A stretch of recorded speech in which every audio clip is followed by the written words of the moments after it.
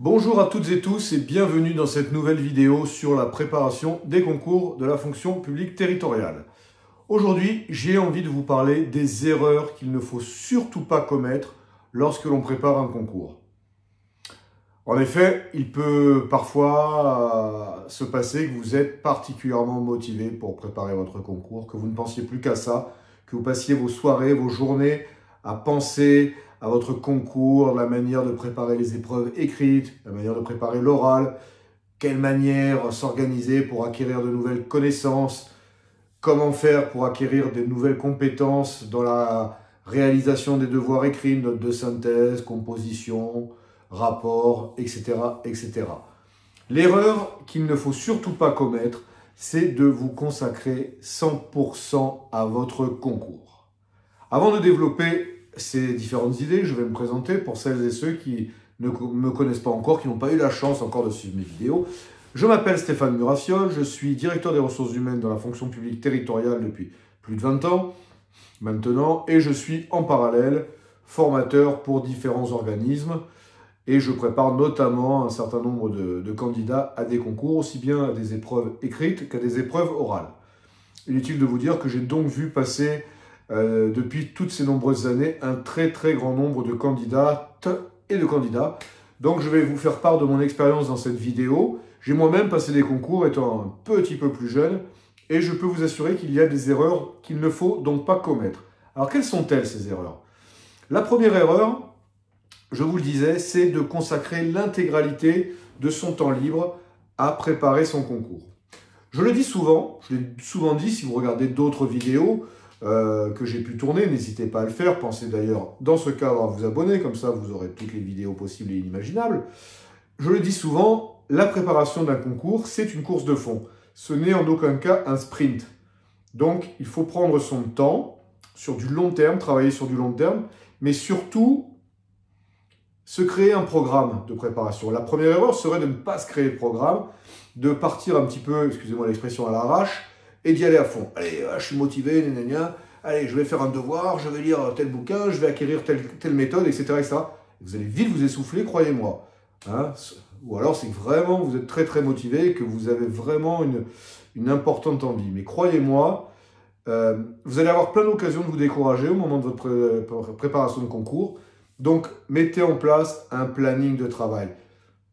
Je ne vais pas vous donner les secrets exacts pour le créer, mais pensez bien qu'effectivement, il y a des moments dans la journée, peut-être en vous levant plus tôt le matin, en travaillant un peu le soir, dans l'après-midi, dans les transports en commun, entre midi et 2, il y a plein de possibilités. C'est à vous de voir en fonction de vos possibilités, de votre vie personnelle, de votre vie professionnelle aussi. Hein.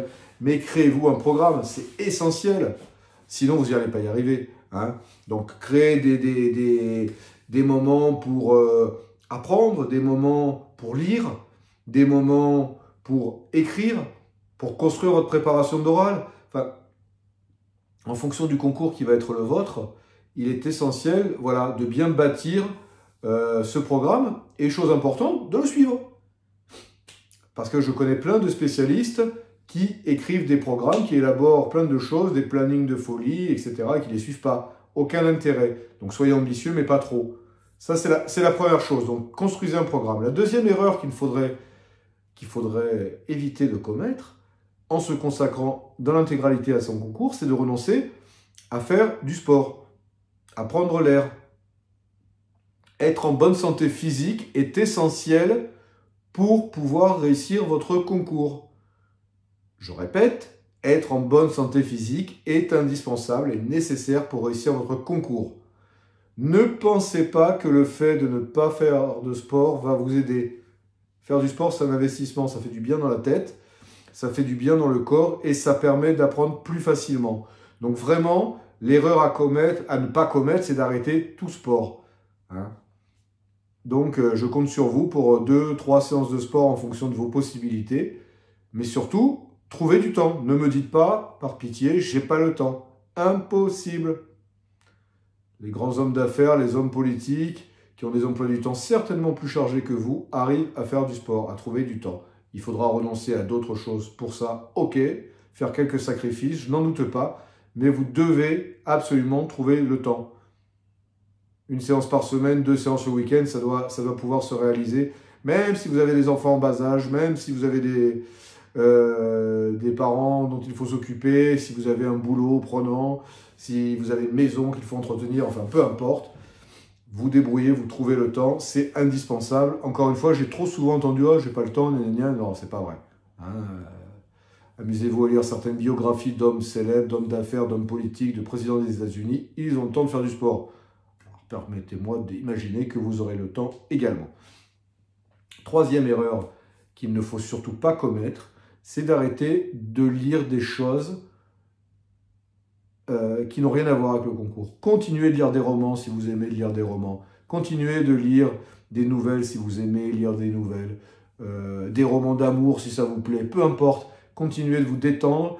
Ne consacrez pas votre préparation à lire que des choses juridiques, des choses sur les collectivités, sur l'organisation de l'État, la Constitution, la décentralisation, la déconcentration, que sais-je encore, les finances publiques, les marchés publics, le statut de la fonction publique, les droits et obligations des fonctionnaires. Non, il n'y a pas que ça dans la vie.